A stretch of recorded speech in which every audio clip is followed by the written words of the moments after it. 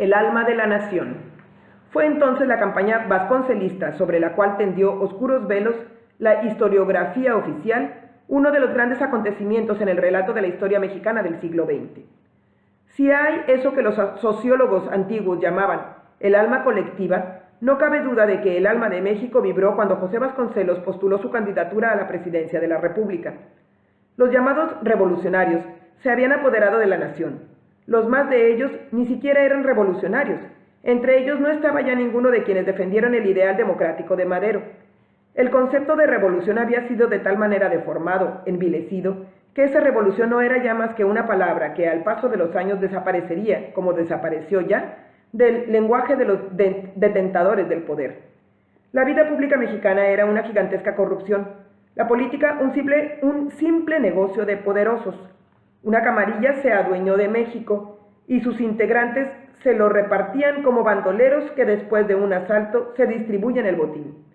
Era necesaria entonces una dignificación del país, la vuelta a un estado de decencia en la vida comunitaria, decencia que había sido desterrada por los vencedores ahora en el poder. La verdad lisa y llana es que México estaba gobernado por una caterva de asesinos que cometían los más horrendos crímenes con tal de mantener su dominio. Los terribles asesinatos de Huitzilac, en que cayó abatido Francisco Serrano, opositor de Calles y Obregón, junto con un numeroso grupo de partidarios suyos, no son sino un sangriento ejemplo de esos crímenes que se sucedían unos a otros en trágico desfile. Dueños de vidas y haciendas eran aquellos vencedores. Bajo su control estaban las grandes masas de obreros y de campesinos. La mayor parte de los intelectuales y artistas compartían migajas de ese poder que algunos decían revolucionario y que no era sino ejercicio de ladrones. Era necesario que figurara en la escena pública alguien en quien encarnaran valores morales que eran ahora letra muerta. Ese hombre fue el abogado oaxaqueño José Vasconcelos.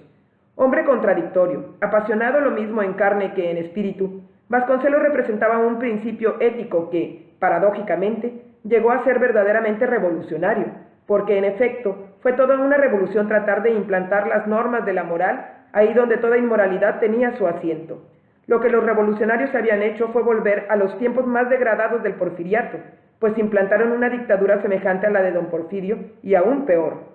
En tiempos de Díaz, el pueblo al menos tuvo siempre que comer. Ahora, a la opresión se añadía el hambre, la violencia revolucionaria y luego la demagogia de los gobiernos emanados de la revolución arruinaron la actividad agrícola de México.